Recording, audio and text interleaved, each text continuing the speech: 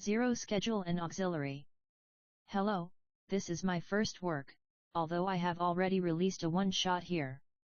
In fact, this fanfic has been my first experience writing, so I ask for a bit of patience with possible mistakes XD. In general, I wanted to write something that I would like to read myself. No spoilers, here's what to expect. No harem, single female lead. The story will follow the hero route, with some caveats. Some slice of life content, it might be seen as filler, but I like it. Asterisk no AI used to write directly, only for translation into English, since it is not my main language. No human flesh consumption in the story. There have been some changes to original characters. Asterisk things like names of unimportant OCS, random information that doesn't exist in the original story, and images were generated by AI. The protagonist has a Kagune, it's in the title, so I assume it's not considered a spoiler P, but he is not a ghoul, not following the rules of Tokyo Ghoul.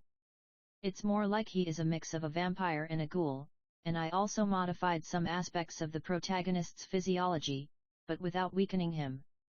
I just balanced things in a way that I thought would be interesting for the story, you'll see. The changes are not drastic, so no gender bender or things like that. They will be subtle changes that will scale into more interesting developments. Release schedule for books, subject to change. MHA Kagune.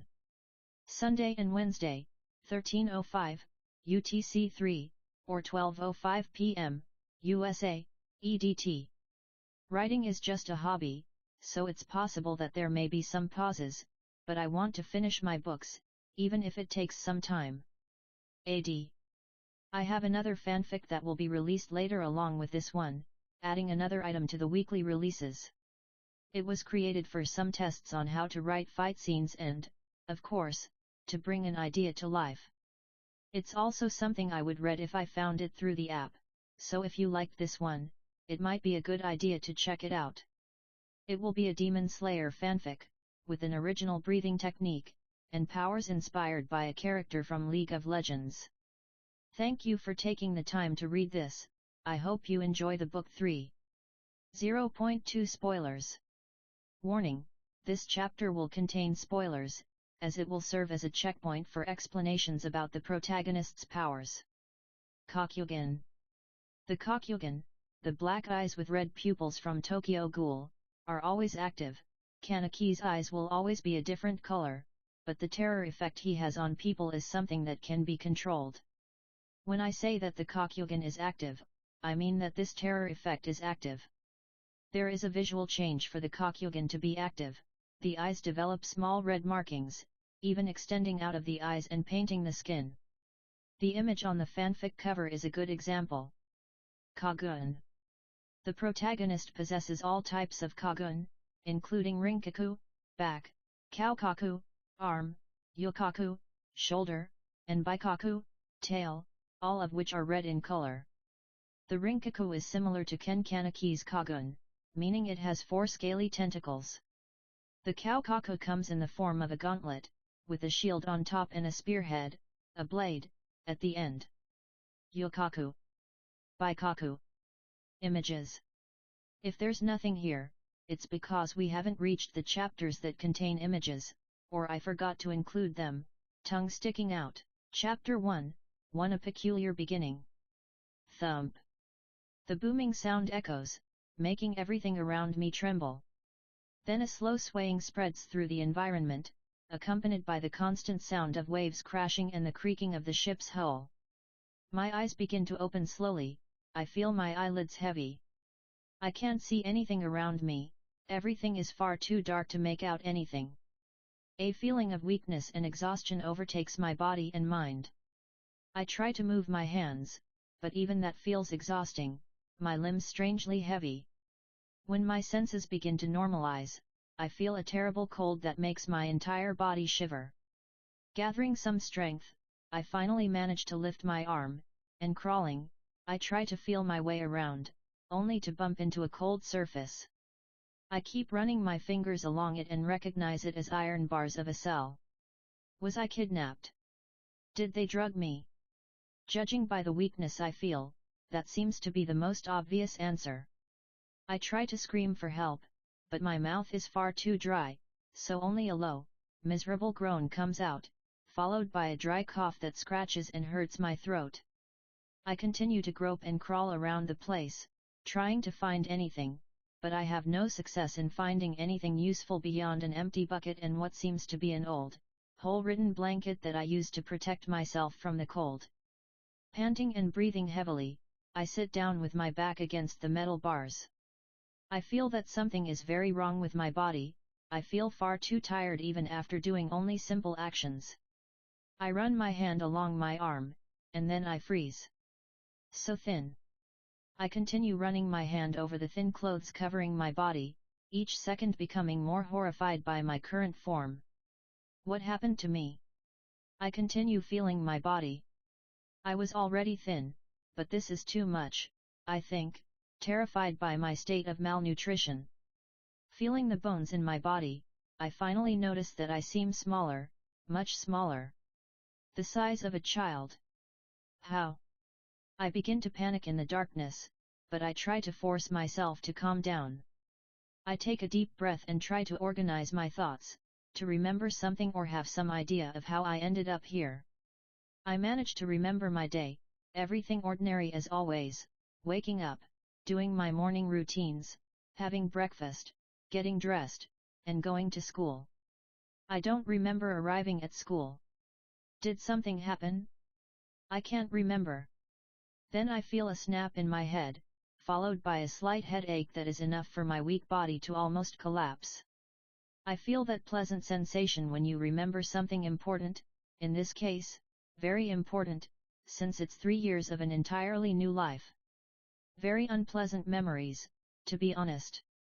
They're somewhat fragmented, but I can clearly remember the misery I lived through in those years, the hunger, the beatings, and the suffering. They are things I lived through, not just memories implanted in my mind. I can feel that, even though it seems like I lived on autopilot all those years, as if a piece of me was missing to function properly. Did I reincarnate, or was I transmigrated? I set that aside and focus again on the memory fragments. It seems I was born in Brazil like before, since the few people I interacted with spoke Portuguese. I was born to a couple addicted to drugs. At first, they still maintained some basic sense of things, but over time they became increasingly destroyed and broken.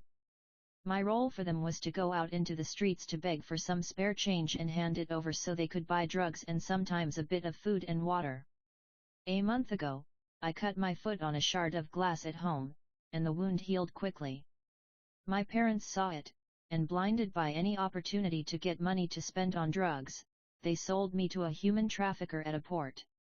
There was a disagreement between them over the amount received, and then the trafficker shot and killed my parents. I don't feel bad for the two of them, nor do I consider them my real parents. How could I? I had a wonderful family before, and giving the same title of my parents to those wastes of people would be an insult to them.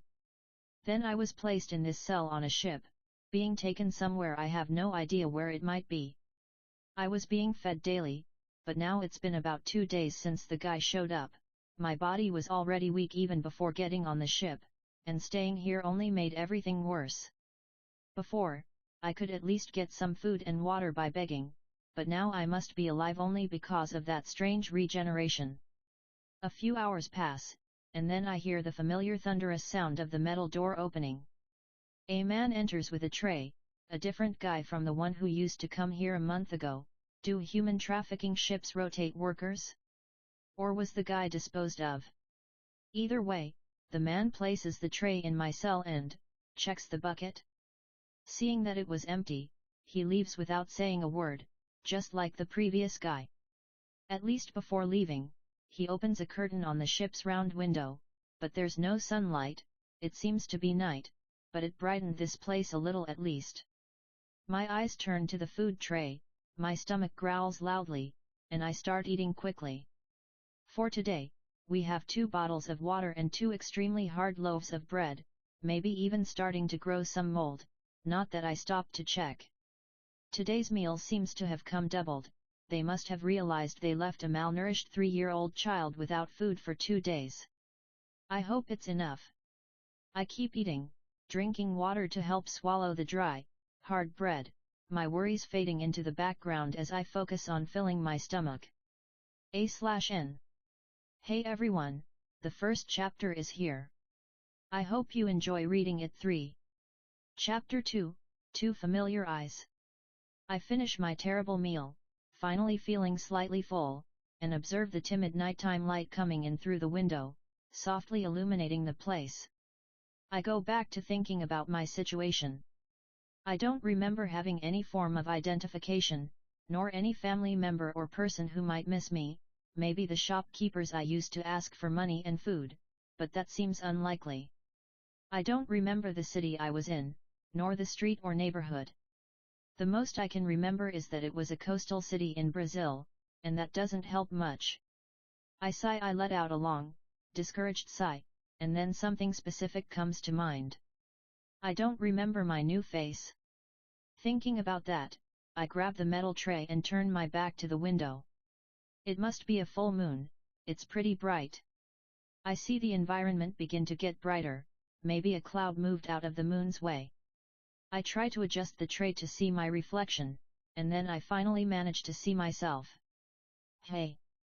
I'm confused as I observe the apparently normal face of the child in the reflection, aside from the malnutrition and the black eyes with red pupils. This looks familiar. I continue looking at myself in the reflection, trying to connect my exotic eyes with the sense of familiarity they bring. Aren't these the eyes of a ghoul from Tokyo Ghoul? I stare at my reflection in horror. Did I turn into a ghoul? The strange regeneration seems to confirm this suspicion even more, but I managed to eat normal food just a little while ago, so how? I take a deep breath again and search for answers in my thoughts. I don't remember my parents having the same eyes, nor the strange regeneration. They seemed normal, and the people on the streets where I begged for money. I can't remember, damn it. Then I get an idea. I try to activate my Kagune, only to realize I have no idea how to do that. It should be natural, right? So I try to focus on pulling something out of my back. Nothing, to be fair, I felt a slight itch on my back, but nothing more than that. No Kagune then. So I must not have turned into a ghoul, thank goodness. I feel relieved that I didn't turn into some kind of cannibal. Well, despite the different eyes, I don't remember people looking at me strangely, so maybe they were normal before? But the guy who brought me food didn't seem to have any reaction. Taking advantage of the light, I look over my body again, searching for anything else strange, and I'm even a bit surprised. I don't look as terrible as I thought. Still quite malnourished, but I don't look like just skin and bones. My face and body still have some light fat, which keeps me from looking like a walking skeleton. Setting that aside, I notice that I don't look that different from when I was younger in my other life. The same black hair, white skin, this time stained with various purple bruises, made by my parents. For them to still be on my skin after a month, they won't be disappearing anytime soon. I sigh, I don't even have a name here. I think bitterly. My attention returns to my eyes once again. I think they look cool, but I'm still worried about how similar they are to the ghouls from the anime. Maybe I'm in a parallel land where eyes like these are normal, or people can't see them. My mind starts to flood with theories about my eyes and the strange regeneration, until I finally fall asleep due to physical and mental exhaustion. Industrial lamp buzzing. Muffled noises. My eyes begin to open slowly, brightness finally appearing after a long, dimly lit night. I then raise my hands to rub my eyes. I can't lift my hands. A wave of despair rises in my chest. I try to get up, only to be unable to move at all. My entire body is numb and tingling with a heavy sensation. I can't feel anything. What happened? Where am I? I notice that I'm in a smaller cell, completely covered by a cloth. My other senses begin to function, even though they're still dulled. I try to focus on the background noises. I can recognize some voices, but everything is too muffled to understand what they're saying. Thinking a bit more clearly, I don't feel the ship swaying, nor the sound of the sea, or even the creaking of the ship's hull. Am I on land? How long did I sleep? Why isn't my body responding? Before I can continue reasoning, I feel my consciousness starting to fade rapidly. No. I need to stay awake. I struggle to keep my eyes open. Then the cloth covering the cell is removed, and the strong artificial lights of what seems to be a warehouse make me lose the strength to keep my eyes open, though not before I glimpse 3 blurred human shapes watching me. I hear voices that, to me, sound as quiet as whispers. From time to time, I can hear a few words or sounds that seem to be spoken in Portuguese, along with a language I can't recognize. I notice that one particular voice seems to switch between the 2 languages, as if it were translating the conversation for both sides. The sounds grow less and less audible, and before I completely succumb, I hear the first and only recognizable words. Deal closed. And I black out completely. Chapter 3, The Doctor. Ugh. I groan as I start to move my body, still somewhat numb. My eyes open, and I find myself in yet another different place, another cell, for a change. At least this one seems to have the basics, I think as I take a look around the cell, which contains a toilet, a sink, a chair that looks like it might collapse on its own at any second, and a mattress on the floor, where I'm sitting now. I can't move properly, my body is far too weak. I try to look beyond the cell.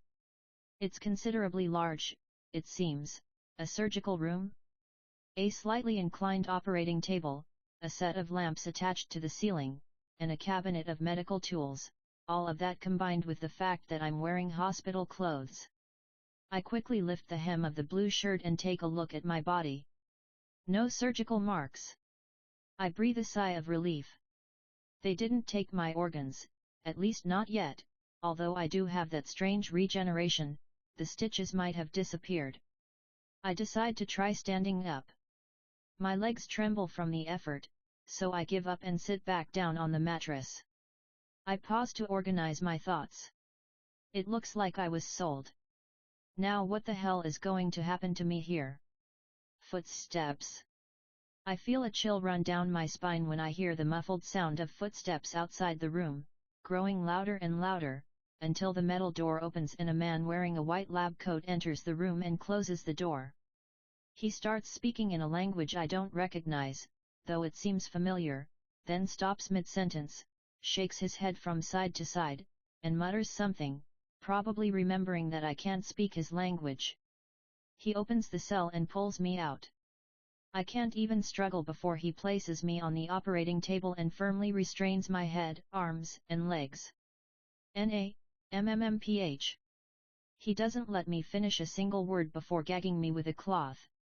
Desperation and anxiety begin to take over as I can see my body due to the table's incline.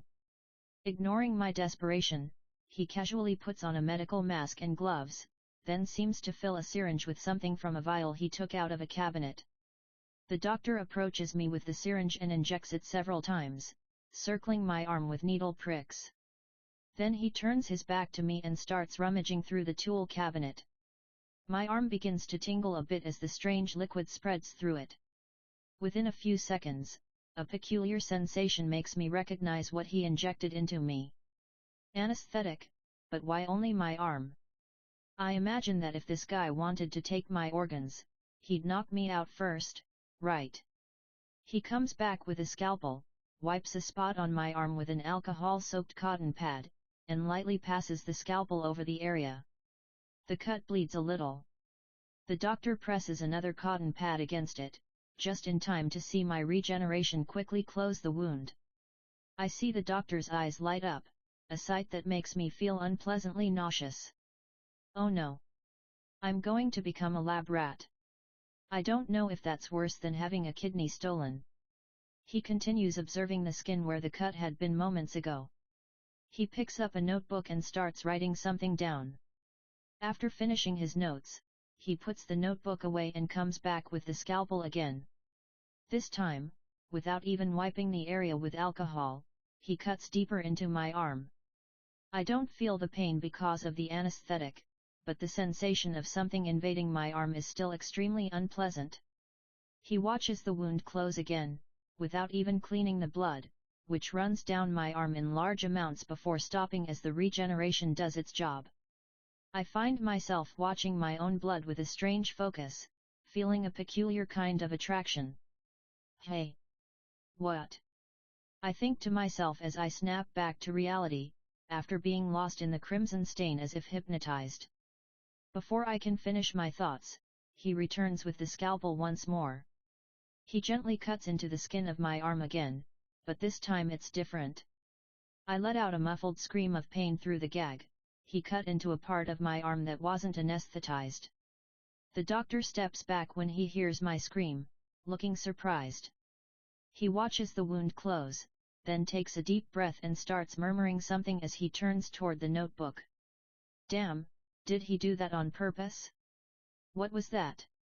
I feel the tingling in my arm lessen, my eyes widening in fear.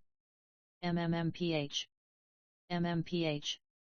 I try to stop the doctor, but he ignores me and slices into my arm again, this time in the right spot, yet the pain still comes, as the anesthetic is starting to wear off. He pauses when he hears my scream of pain, but continues cutting, making a much wider cut than the previous ones, slowly drawing a line from my wrist to the end of my forearm. As he cuts, the anesthetic loses its effect more and more, causing the pain to increase with each passing moment, only ending when the regeneration finishes healing my arm. I lose track of time as he continues making cuts not only on my arms, but also on my legs, feet, thighs, and even my face, dangerously close to my eye, all without anesthesia. The suffering ends when he returns with a bag of blood, which he injects into my arm. After finishing setting it up, he sits down on a chair and begins analyzing a sample of my blood. My eyes don't leave the blood bag above me. I feel lost in the dark red, only coming back to my senses when I feel the cloth in my mouth soaked with saliva. As I try to process my strange behavior, I don't notice the blood bag becoming empty, but the doctor does, and he begins removing the old equipment. With everything removed, he unstraps me from the surgical table and puts me back in the cell. My body collapses onto the mattress, my eyes already dry from crying so much, becoming watery again. What is happening to me? I ask myself as I stare at the still wet bloodstains on my arm. I swallow hard and let myself be carried away by intrusive thoughts. I lick the blood, and when I do, I feel an explosion of energy surge through my body. I look at my skin and see it becoming a little less pale. Without thinking too much, I bite into my arm and drink my own blood, stopping when I feel a sense of being sated, not from hunger or thirst, but from something else I'm still not sure about. Watching the bite mark on my arm heal faster than the last cuts the doctor made, I begin to understand my situation a little better. Chapter 4 For the sake of science. Did I turn into some kind of vampire? I try to look at myself in the mirror, but because of my height I can only see my forehead in the reflection. So I grab the chair and place it in front of the sink, hoping it won't break while I stand on it, and open my mouth in front of the mirror. Fangs. I curiously touch my canines, more developed than normal, also noticing the peculiar shine in my eyes, along with some red tendrils inside and beside them, which disappear along with the feeling of satisfaction. I get down from the chair, which was swaying dangerously. I feel the burst of energy quickly fade away, sit down on the mattress, and begin to think. I didn't feel the same drinking my own blood as when I drank the leftover blood from the blood bag on my arm. Maybe drinking my own blood only gives temporary comfort. I'm still hungry and thirsty, maybe drinking blood only helps with regeneration. The sound of the cell opening interrupts my inner monologue. The doctor places a bottle of water and a package on the floor and closes the cell, turns off the lights in the surgical room, and leaves, keeping only the faint light of an old lamp inside my cell. I quickly jump toward the food. Opening the package, I find myself staring at a block of dry food, looking like some kind of high-calorie ration that soldiers eat during wars. I start eating. The taste isn't good, but I force myself to swallow, drinking some water along with it to compensate for the dryness of the food block. When I'm done, I collapse onto the mattress, feeling physically and mentally exhausted, unsure if I'll be able to keep my mind intact if this continues for much longer. My eyes close, and I fall asleep. Second day. I was awakened already on the surgical table, being tied down by the doctor. He murmured the same phrase as yesterday. I have a hunch this guy is speaking Japanese, but I can't be sure. He continued with the scalpel cuts, once again without using anesthesia. At one point, he opened a wide cut on my leg and placed a small screw inside the wound. The regeneration expelled the foreign object in the middle of the healing process. After finishing, he replenished my blood. This time, not a single drop was left behind, so I drank from myself. I ate the same ration again. This is probably all I'll have to feed myself. Third day. This guy is a psychopath.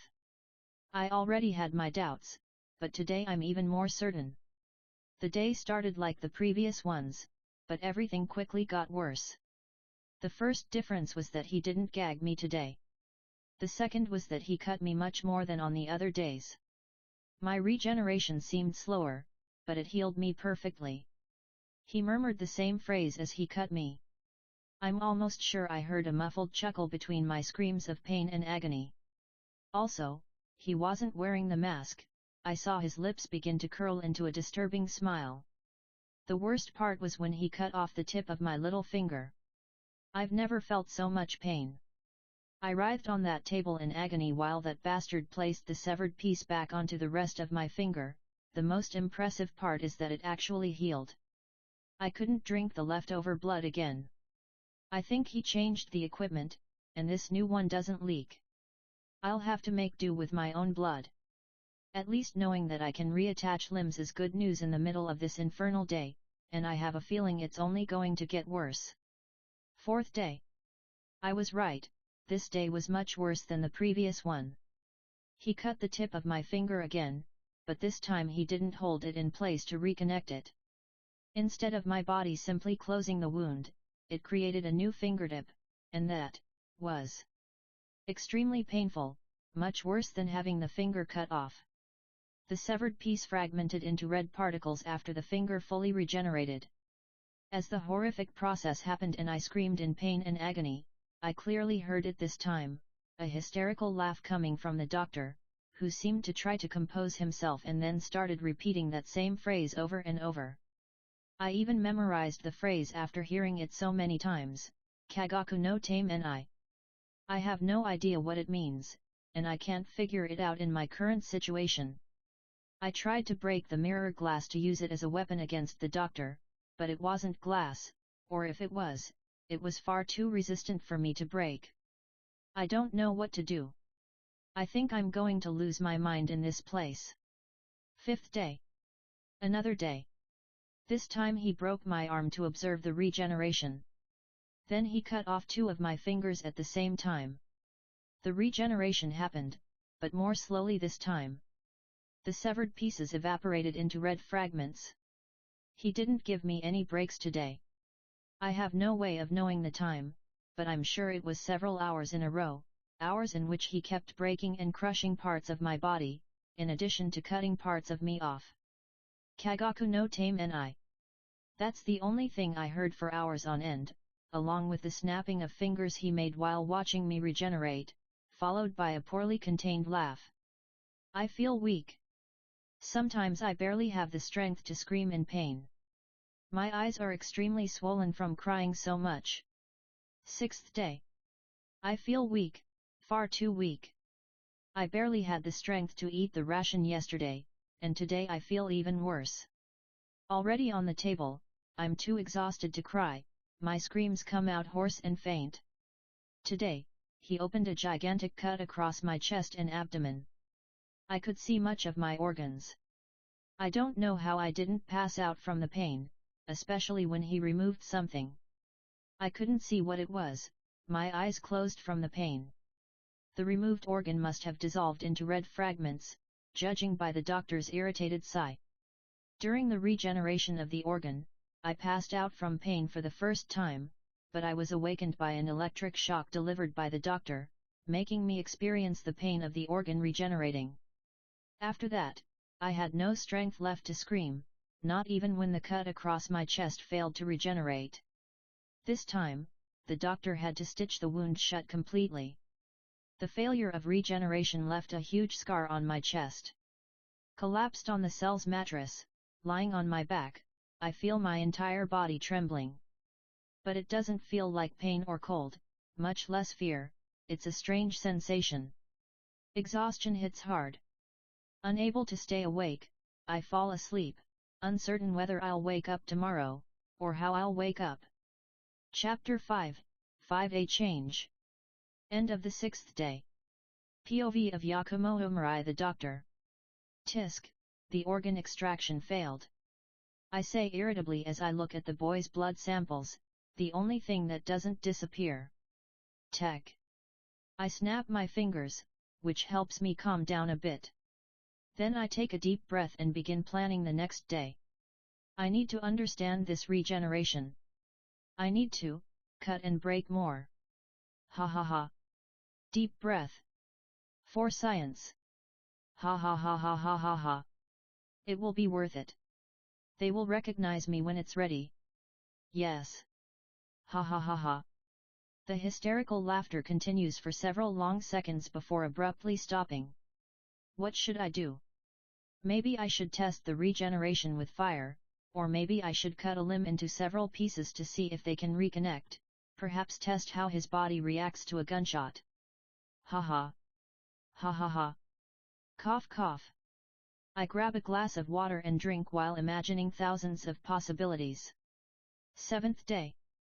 I open the door to the surgical room with a smile I no longer bother to restrain, walking toward the cell door, only to freeze when I observe the figure sitting on the mattress. His hair, once black, is now snow white, but that isn't the most impressive thing about this sudden change in the boy. I feel a chill run down my spine as I look at him, especially when I meet those dark eyes with red pupils, something akin to fear, like prey being observed by a predator. My smile widens. A pre-quirk awakening stage. Ha ha ha ha. Incredible. Ha ha ha. Tech. I snap my fingers with such force they almost break. What will his quirk be like? If all this is just a pre-awakening, I can only imagine what it'll be like when everything is unlocked. Ha ha ha, let's begin. For science. I place the boy on the surgical table. He offers no resistance, perhaps he doesn't even have the strength to do so. I notice that the scar on his chest hasn't disappeared. I can't help but feel a bit anxious. Has the regeneration not evolved? I quickly remove the stitches from his chest and conduct my test, making a deep cut in his leg. It seems better, but I still feel it's slow and not healing perfectly. I think as I observe the new scar. What made the regeneration worsen over time? I set that aside and continue my research, cutting here and there, severing a hand or foot, breaking an arm, finger, or leg.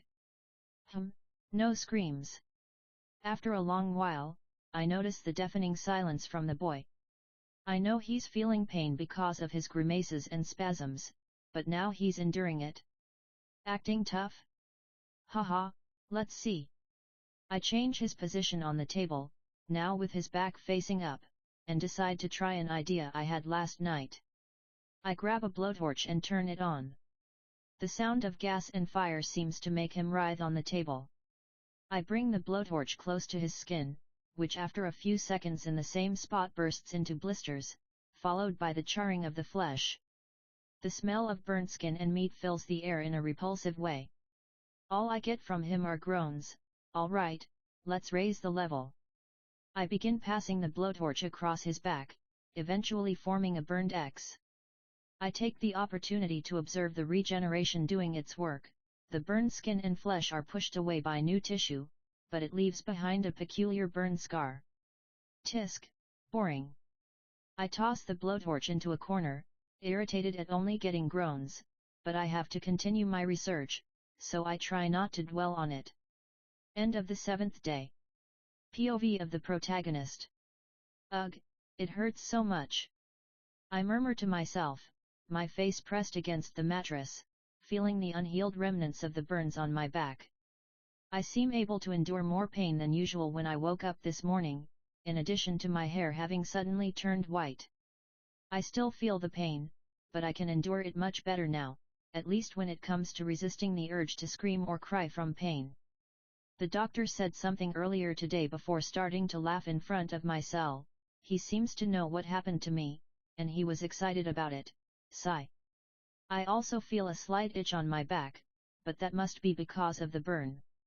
Either way, it seems my regeneration has improved, but without blood it doesn't seem to work properly. How much longer will I have to endure this? I think darkly as I try to ignore the pain and sleep. 8th and 9th days. These 2 days were terrible. The doctor didn't sleep, he actually worked straight through with very few breaks. I tried to sleep a little during those breaks, despite the pain. At the end of the 8th day, he left me in the cell as usual, with food and everything. A few hours passed, and then he came back, and the torture continued for hours and hours. He reopened the cut on my chest, but instead of removing an organ, he decided to cut them to see how they would regenerate while I suffered from internal bleeding. My body seemed to fix it, though with some difficulty. I'm covered in scars now. Even my nails have turned black because of the blood buildup underneath them. At least he spared my private parts and my face from being cut in the last sessions, they must be the only places not marked with cuts and bruises. My resistance to pain improved during this period. I can keep my face neutral now, which, because of the dark circles under my eyes, looks more tired than neutral. In fact, I realized I can't change it. I tried smiling or crying, but I couldn't. But I didn't despair too much. The emotions and feelings are still here. I tried remembering my parents, my real ones, and I felt everything, even though I couldn't show it on my face. There's also this fear that the doctor feels when he looks into my eyes. I can see it, the unconscious step back he takes when he meets my gaze, or how he seems to freeze, despite always wearing that dreadful smile lately. Maybe there's more to this power of mine that I still don't know. Maybe I can awaken something to help me take revenge on that bastard and escape from here. Exhaustion becomes unbearable once again, so I let myself sleep and rest, now with a new hope to cling to. Chapter 6, 6 Gentle Smile. Beginning of the 10th day. POV of Yakumo Mirai the doctor. The snap of my finger echoes through the room, along with the sound of the doctor's ragged breathing. Damn it! Damn it! I feel sweat run down my forehead as I look at the property's cameras on the monitor, usually showing no movement, but this time I can clearly see a considerable number of figures invading.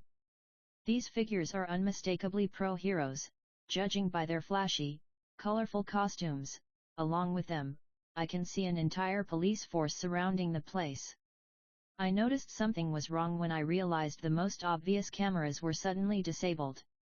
Thankfully, I was paranoid enough to have several small hidden cameras installed throughout the property, but that won't stop those bastards from getting to me. How did this happen? I'm still so far from completing the research, damn it. Damn them. What do I do? Tech.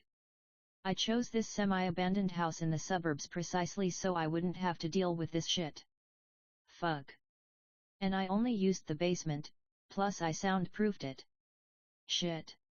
Tech. I feel my finger tingle after snapping it harder than usual. I pull open the drawer of my desk, and with a slightly trembling hand, I grab the revolver I bought from the traffickers. It's no use. I won't be able to get out of here, they're going to steal my research, no. Tech. Pow. The door is slammed violently, sending the dust stuck to it flying. We know you're in there, come out with your hands up. Do not resist. The building is completely surrounded by heroes and the police. I hear the booming shout from outside the door. No, not my research, they can't steal my research, my results. I was so close. So close. I murmur to myself. Tears of desperation freely stream down my face as I try to think of something. Pow! This time the door creaks, the old wood cracking, it won't last much longer before giving in completely.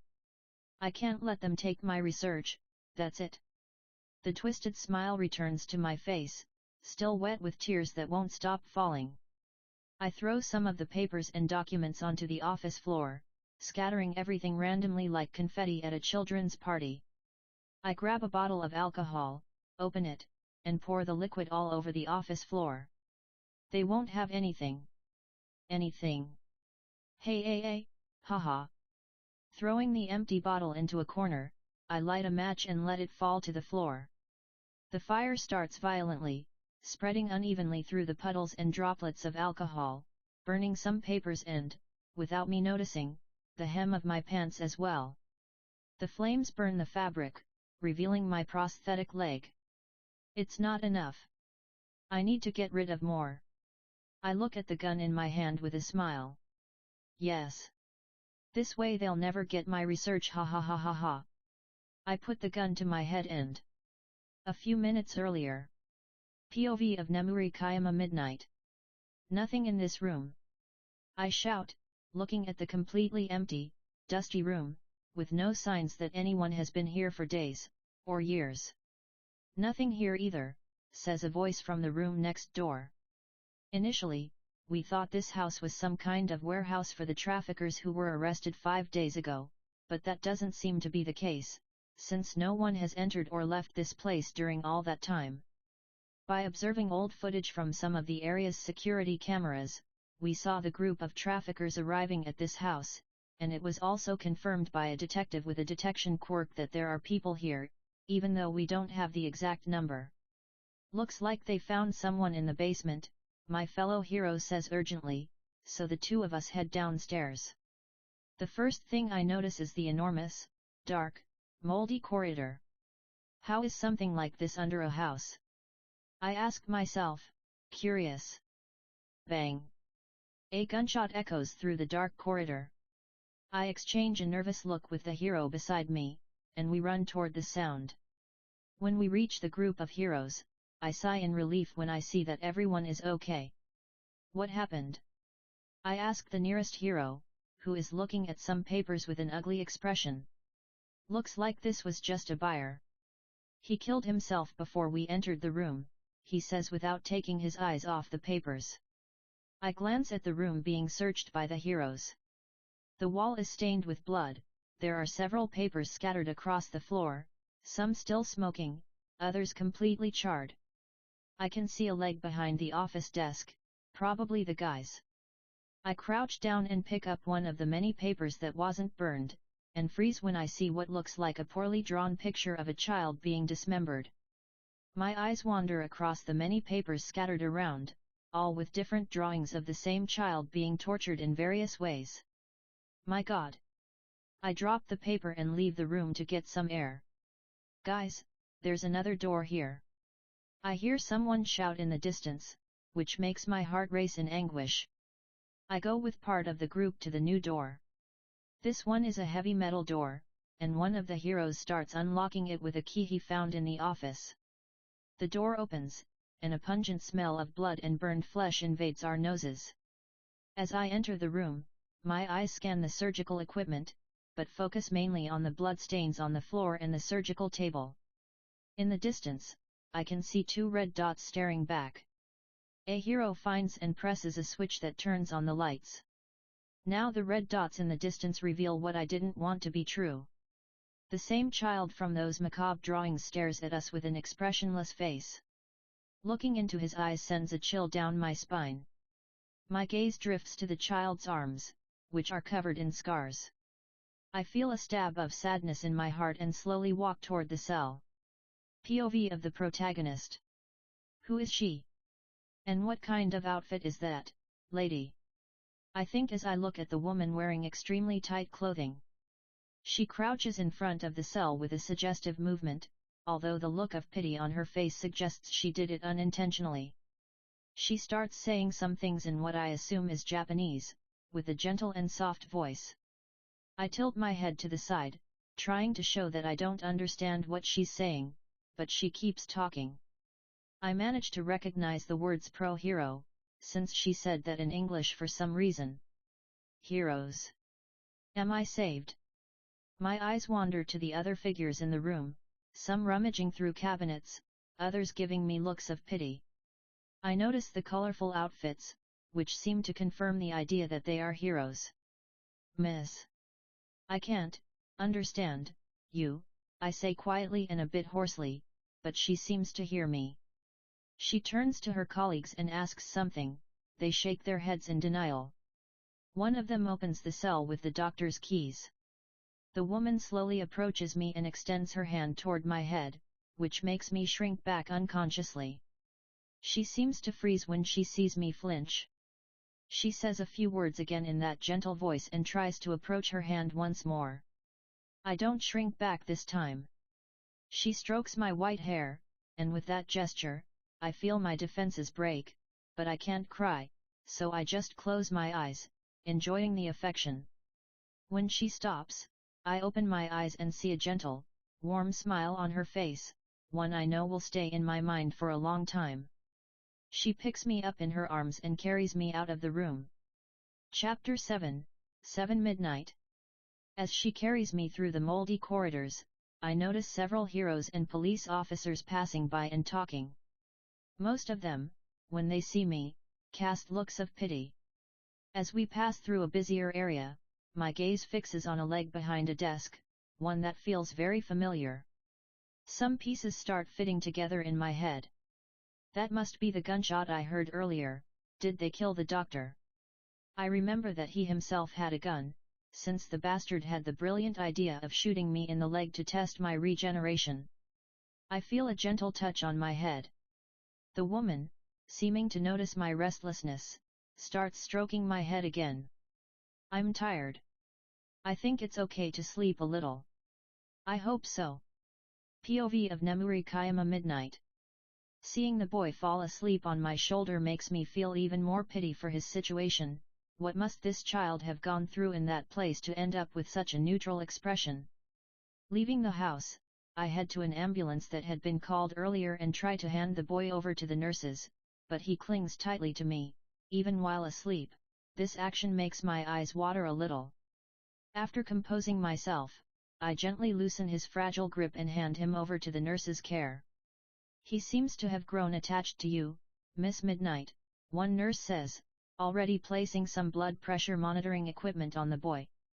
I think it would be good if you were with him when he wakes up, a doctor says this time, making me think for a moment. You can go. After everything he's been through, it must be stressful to wake up in a strange place, even if it's an ambulance or a hospital, says the detective as he arrives beside me, watching the boy sleep. All right, then I'll go with him. I say goodbye to my colleagues and get inside the ambulance, which begins heading toward the hospital. The nurses measure the boy's blood pressure and the doctor takes some notes in a small notebook. Then the nurses remove his shirt. The sight draws a few gasps and exclamations from those inside the ambulance. His body is covered in scars, but two stand out more than the others, a huge surgical scar that runs from his chest to his abdomen, and a horrible burn mark in the shape of an X on his back. The commotion ends up waking him. When his eyes open, I feel that strange sensation again, which seems to intensify when he looks at the doctor, more specifically, at the white coat he's wearing. I place my hand on his head and gently stroke it. When I do that, he looks at me, and the sensation begins to slowly fade. Is that his quirk?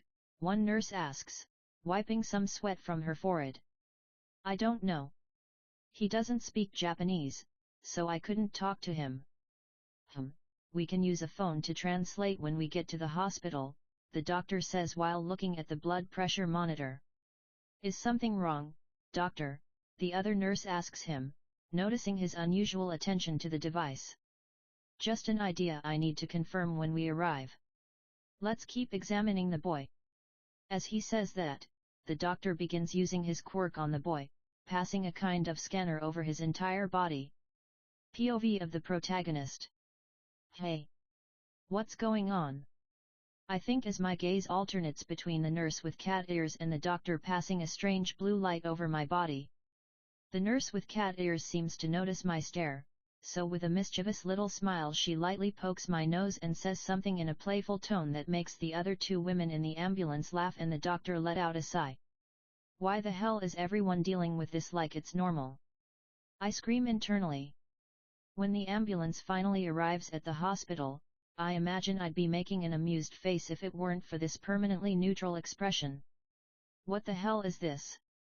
I complain internally as I'm wheeled on the stretcher past a giraffe man talking to a guy with a refrigerator head. While I'm having a silent existential crisis, I'm placed in a hospital bed, with everyone who was in the ambulance adjusting some equipment, and the heroine sitting beside my bed, fiddling with the phone that the nurse lent her. Then she shows me the phone, it's on a translation app. I slide my finger across the screen until I reach Brazilian Portuguese, which I select and press the microphone icon on the interface. Hello, thank you for saving me. As the message is spoken in Japanese by the phone, the woman gives me a gentle smile and pats my head a few times. Then she sets it to translate her own speech, which says, "That's what heroes do. My name is Midnight, what's yours?" Before taking the phone to reply, I find myself reflecting. I'm a new person here, in a clearly new and strange world. Should I keep my previous name, or have a new one? She interprets my delay as tiredness, which isn't necessarily wrong, and then she speaks to the phone again, which translates. "We can talk more tomorrow. The detectives will want to talk to you. I'll come with them to visit you. You can rest." I just nod in agreement. After a few more pats on my head, she says goodbye and leaves the hospital, leaving me with the nurses and the doctor. They help me take a bath. It's a bit embarrassing to need help with that, having been 16 years old in my previous life, but I can barely stand on my own, so it was necessary. After the bath, they gave me food. Even though it was hospital food, I devoured it eagerly, especially after spending so long eating only hard bread and that army food block. Finally, with a full stomach, freshly bathed, and lying in a comfortable bed after so long, I was able to relax while watching the room's TV cycle through several programs, even without understanding anything that was being said. While watching TV, I found myself thinking about the name issue. I had already decided to change my name, I just needed a new one. Meanwhile, the show's host announces the arrival of a guest. Hearing the guest's first name makes an idea pop into my head. Chapter 8, 8A Name. I slept a lot, it's been a long time since I felt this good. When I woke up, the nurses brought me breakfast. A few minutes after I finished, the doctor came and asked how I was feeling, speaking with the help of the phone translator. Several good hours passed. During that time, I talked with the nurses and the doctor, did a few exams, and after lunch, Midnight came to visit me. She seemed surprised by my clean appearance and the lack of bloodstains, and she got all flustered and said a bunch of things I didn't understand, only recognizing a kawi in the middle of the mess of sentences. When she calmed down and sat on the chair beside my bed, using the translator this time, she said that the detectives were almost here. After that, she kept saying a bunch of nonsense about how cute I was and how I would break girls' hearts when I grew up, squeezing and pulling my cheeks. She only stopped when the detectives finally arrived. They greeted Midnight and sat in front of my bed, and then, to my surprise, one of the detectives, a tall guy with short black hair, started speaking in Portuguese. "Hello, kid. My name is Naomasa Tsukachi, and this is Ryota Suzuki." He points to the other detective, a blonde with messy hair. "Yo," he replies, making a peace sign with his fingers. "We're here to ask you a few questions, okay? Can you tell me your name?" "I don't have one, sir." Upon hearing my words, Midnight and Ryota glance at Naomasa, who nods in confirmation with a serious expression. Do you know where your parents are? Or any other guardian responsible for you? They died. When I say that, everyone's expressions tighten. Midnight places her hand on my head and gives a few pats. I'm sorry, kid, can you tell me how everything happened? When Nayamasa says this, Ryota, who is reading the conversation through the phone translator, gives Nayamasa a light nudge with his shoulder and says something to him in Japanese with a worried tone. Nayamasa replies with seriousness and conviction, making Ryota sigh and agree. I begin telling my story.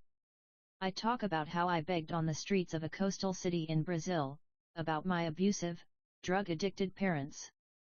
I tell them about my time on the ship and the time I was tortured by the doctor. I notice Ryota exchanging glances with Nayamasa from time to time, the latter always nodding in confirmation. When I finish telling everything, I find myself being pulled and squeezed against Midnight's chest as she seems to say some supportive words in Japanese while crying and hugging me. Feeling suffocated, I pat her back a few times, but she doesn't let go. Cough. Ryota's cough makes Midnight release me, not before giving me a little kiss on the cheek, leaving me embarrassed, even though I can't show it. Detective Nayamasa finishes writing a few things in a notebook, then explains that my situation is a bit delicate since I don't have any identification. He says he'll try to help me get one, even attempting to arrange dual nationality, after asking whether I want to stay in Japan or return to Brazil. Since at the moment I know more people in Japan than in Brazil, I decide to stay. You're going to need a name, kid. When he says that, I feel a shiver run down my spine, along with Midnight's excitement beside me as she reads the conversation with the help of the translator. Can I choose a name? I say quickly, before Midnight tries to name me something strange. She pouts, but seems interested in hearing the name I chose. Of course, go ahead, Nayamasa says, also curious. Ken Kaneki. I say the same name as the protagonist of Tokyo Ghoul. I had thought a lot about how we shared similar pieces of history, being suddenly thrown into a completely new world, then being tortured by a psychopath, not to mention the white hair and the eyes, of course. Oh, that's a Japanese name. Where did you get that idea? I saw it on TV yesterday and it came to mind. It's not exactly a lie, since I got the idea while watching TV, when the host mentioned the guest's name, Ken. They laugh a bit, then Nayamasa stands up and places a hand on my shoulder. Very well, Kaneki-kun. You're strong, kid, let's see what we can do for you. The two say their goodbyes, and I'm left alone in the room with Midnight. She turns to me with a smile and talks to me through the translator. Ken Kaneki, hey. I like it, my real name is Nemuri Kayama. I'm touched by that, a heroine told me her real name. That must be a big deal, right? We talk a bit more, until she says she has to go back to work and warns me that she won't be able to visit me often. She stands up and gives me a hug and a kiss on the forehead. Thank you very much, Nemuri, I say to her before she leaves. When she turns to me, waving goodbye with her hands, I see her freeze with sparkling eyes. And then Kai. She runs back to my bed and gives me another tight hug, pressing my face against her chest. She lets go, excited, and grabs the phone with the translator again. You're smiling. I touch my lips after hearing that, and it's true. I'm smiling. Before I can properly process it, Nemuri grabs me once more, messing up my hair, and then she finally leaves the room happily, after leaving my hair looking like a bird's nest. Chapter 9, 9 Promise. The day passed, I talked a little with the doctor. He said that I have white coat syndrome, which raises blood pressure in medical environments, in addition to some trauma related to doctors and hospital settings.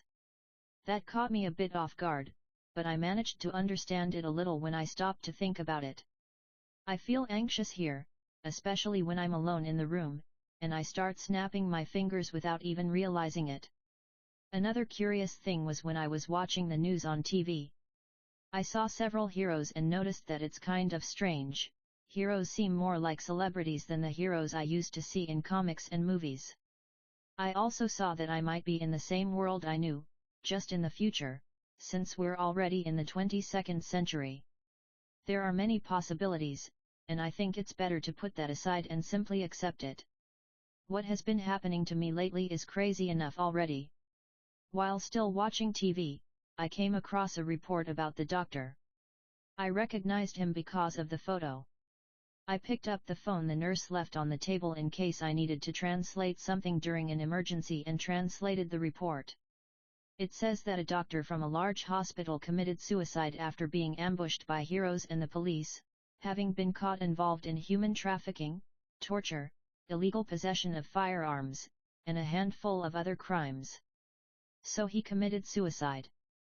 I continue reading the report. What a strange feeling. I should be relieved that he's dead, but instead, I feel emptiness. Maybe I wanted revenge for the terrible days I went through. I still carry the hatred, I still remember the pain he caused me, and not being able to return it is so. I take a deep breath, trying to force my attention back to the report. Interesting, they didn't mention that a child was found at the scene, nor did they say the number of victims. They left everything open. Then there's an interview with the hospital director, who says he regrets what happened and that he will provide monetary support for the victims. I didn't hear anything about that. Then I stop and look at the door of the room, seeing that someone is knocking to enter. Kaneki-kun? May I come in? I hear a familiar voice and hurry to respond. You can, Mr. Naomasa. He comes in and glances at the report on the TV. Well, this was one of the things I had to talk to you about today, he says as he sits in the chair beside my bed. He starts talking about how, at the request of the hospital administration, it was decided to leave out the fact that the victim in the case was a child, since it could worsen the hospital's situation even more. The monetary support seems to be real, it has already been transferred to a bank account, but I won't be able to withdraw it until I'm of legal age or have a legal guardian. I talk to him a bit about this, and he takes the opportunity to tell me that I'll be placed in an orphanage, and that I shouldn't comment about the money until I find a trustworthy family to adopt me.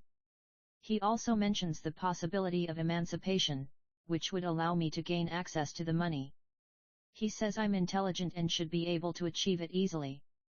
That seems to be the best option for me, and he seems to notice that I like this option more, so he gives me the contact of a friend of his who is a lawyer, but reminds me that I still need to learn Japanese and reach the minimum age. Naomasa talks about the progress in obtaining my documents, saying it won't take long for them to arrive, and that when they're ready and I've been discharged from the hospital, I'll be able to go to the orphanage. I thank him, and he leaves. The days pass. Nemuri comes to visit me from time to time, trying to make me smile again so she can take a photo, which she still hasn't managed to do. I've been controlling my thirst for blood by drinking from myself in the bathroom at night.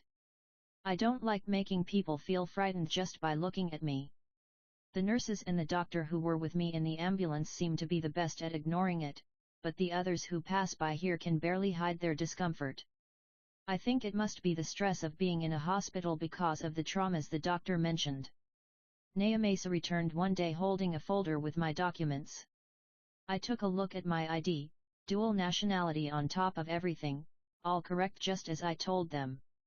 I take a good look through the documents and notice that I'm already registered in an orphanage and should be taken there soon, since the doctor already told me that I'm okay as far as possible.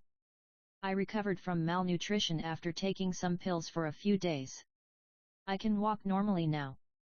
I just haven't walked around the hospital out of fear of being lynched because of the effect I have on people. On the day I joined the orphanage, I said goodbye to the doctor and the two nurses, in addition to receiving Midnight's last visit. She explained a lot about heroes during the previous visits. When saying goodbye to her, I ended up smiling again. This time, Nemuri didn't waste any time and quickly took a photo. After getting the photo, she left jumping in victory, as if she had won the lottery. I promised her that I would become a hero too. Yes, I made that decision. This world has a chaotic society, with most people having superpowers, so I stopped to reflect on the situation I went through, where my powers were exploited and used, where I was tortured and kept in captivity. I thought that children could be going through these kinds of atrocities at any moment, so I decided to become a hero in order to save them. I still don't know what my quirk really is, since I'm only 3 years old, and quirks usually begin to fully manifest at age 4. Of course, I had some semi-awakenings of my quirk. According to the doctor, it was my body doing its best to survive. Nyamesa drove me to the orphanage and wished me good luck.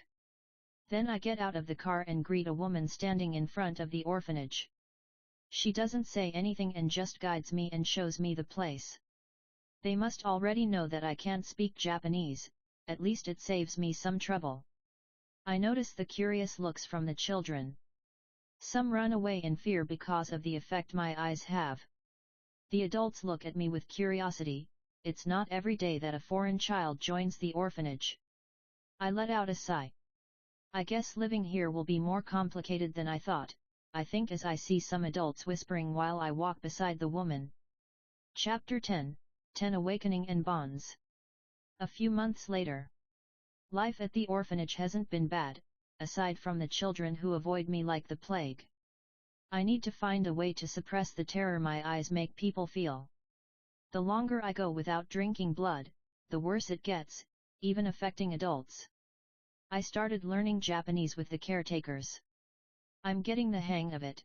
I can already hold small conversations and ask more elaborate questions. My 4th birthday was yesterday, February 7th. I started feeling an itch and a sense of discomfort on my back. The caretakers are paying closer attention to me now, since this is the age when quirks awaken. Suddenly, I feel control over something on my back. I activate my quirk, and the hem of my shirt flies back, revealing a dark mark from which 4 red, scaly tentacles emerge, glowing faintly in pulses. I feel an incredible sense of relief when releasing the tentacles, as if I had freed a limb that should always have been part of me.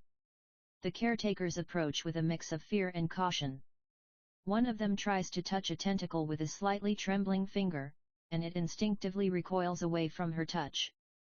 "How do you feel, Kaneki-kun?" asks the orphanage director, while she examines me from head to toe. "Relieved," I answer honestly, then retract the tentacles, which disappear into red fragments. The director takes me to the hospital so we can name and register my quirk. There, I feel more anxious than usual, clearly noticing the difference in myself when being in a hospital. I show my quirk to the doctor, who asks a few questions and makes notes in the registry. Interesting, it seems like a mutation-type quirk, but there are signs of physical enhancement as well. "They are organic, parts of you, impressive," he says excitedly as he continues evaluating my quirk. It appears to be a creature-based quirk, since everything fits together, but no animal or mythical being comes to mind. "Maybe an octopus," the doctor finishes, almost making me let out an incredulous sigh. My eyes and regeneration were listed as secondary aspects of the mutation quirk, with the main focus being on the tentacles. I didn't mention anything about bloodlust. I named my eyes Kakugen, keeping the name to myself. Luckily, there weren't many questions about it. They must have been treated as a negative and uncontrollable aspect of my mutant quirk. The Kaguns hadn't appeared before purely because of my physical weakness. I've never been healthy enough until now. Perhaps there are other things different from what I know about ghouls. So, about the name, how about red tentacles? Or maybe red octopus? I shudder at the terrible name and try to speak up. "Doctor, could the name be Kagun?" "Kagun? It's a good name, sounds exotic." "It works," he says. I let out a long sigh of relief. A few days have passed since the registration, and I've been testing my Kagun. It's very similar to Kaneki's Rinkaku from the anime, but I discovered something really good. I can also use Kaukaku, Kagune on the arms. It's much more durable than the rinkaku, but it's heavy, and I can only change its shape while forming it. I can use it on both arms, but it's stronger and more resistant when concentrated on just one. I can't use yokaku, shoulders, or baikaku, tail, yet, but I feel that I have them, so I should be able to use them at some point. When I'm using my Kagune, I feel much faster and stronger, and I'm also very comfortable with it being out. I even started sleeping wrapped in it, like a butterfly cocoon. I don't have any issues with that, since I stay in a small room just for myself, because the other children were afraid to sleep near me. My bloodlust has been unbearable. Children get hurt all the time, and an orphanage is full of them. The smell of blood reaches my nose from a considerable distance. I've had to drink my own blood more often to keep myself under control. I've been trying to find a way to deal with this, but I can't think of anything that isn't extremely dangerous or stupid, so I have to make do with what I have. Ken Kaneki, 6 years old. It's been a few months since I turned 6. I'm about to enter elementary school, which I need to do properly if I want an easy path toward emancipation. My Japanese has gotten pretty good over the years. I've been practicing using my Kagune, though I still can't use yokaku or baikaku, but I didn't let that discourage me. Right now, I'm listening to a lecture from the school principal, presenting the rules and welcoming us to elementary school. At the end of the lecture, we're dismissed to find our respective classrooms. Looking at my enrollment paper and asking a student monitor for directions, I find my classroom, which is already full of students talking among themselves, probably kids who already knew each other before entering the school. I try to go unnoticed and look for a seat in the corner of the room so I can sit down and melt my brain for the next long 9 years of my life. I take a quick look at my classmates. There's a girl with a glowing eye, a boy who can make his own face disappear, and another kid with ant wings. Looking at the seat next to mine, I see a girl with long, light blonde hair talking to other girls. I notice she's clearly forcing a soft, slightly shy smile, curious. The teacher introduces herself and asks the students to do the same.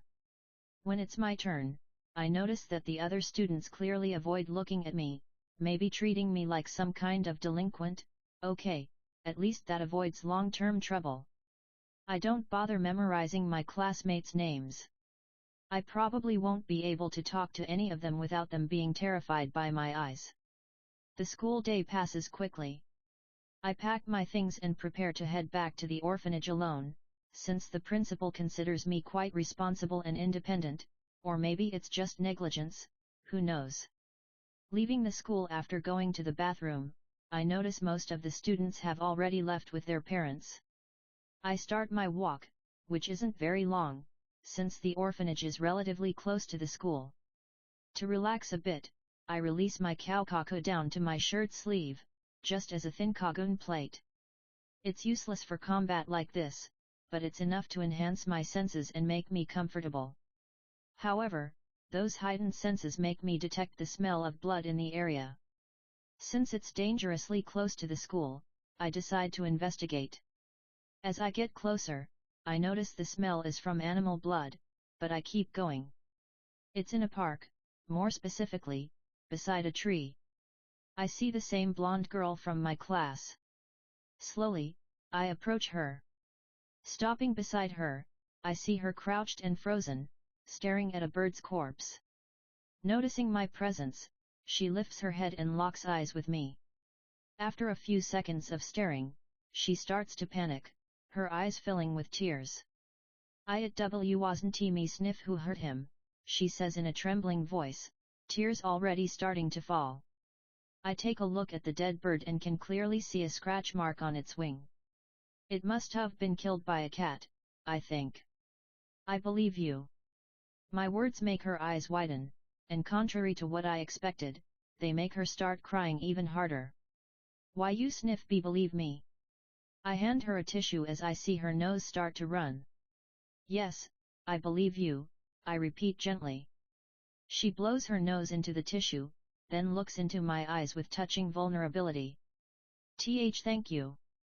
After that, she smiles, a sincere one this time, showing her teeth, with large, pointed canines. She freezes when she realizes it and quickly covers her mouth with her hand, looking away.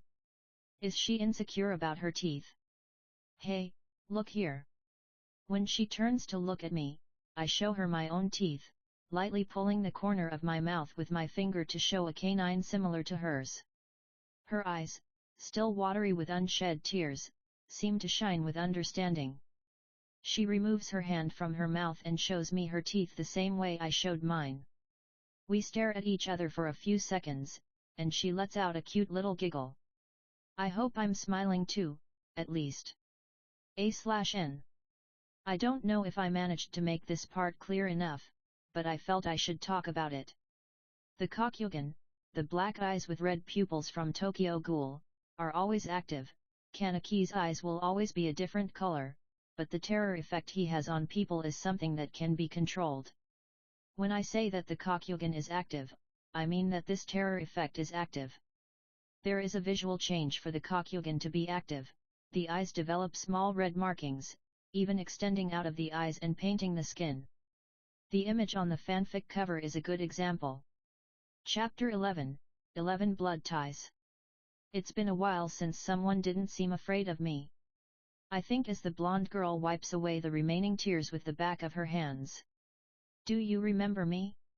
We're in the same classroom, I ask her, receiving a confirming nod. You sit in the seat next to mine. She says excitedly. My name is Himiko Toga. I'm Ken Kaneki, nice to meet you, Toga. She nods enthusiastically, then her yellow eyes nervously turn toward the dead bird on the ground. Are you, like me? Toga asks as she interlaces her fingers, fidgeting uncomfortably with the hem of her uniform, struggling against her anxiety. You mean, liking blood? She nods timidly in confirmation, still avoiding my gaze. Yes.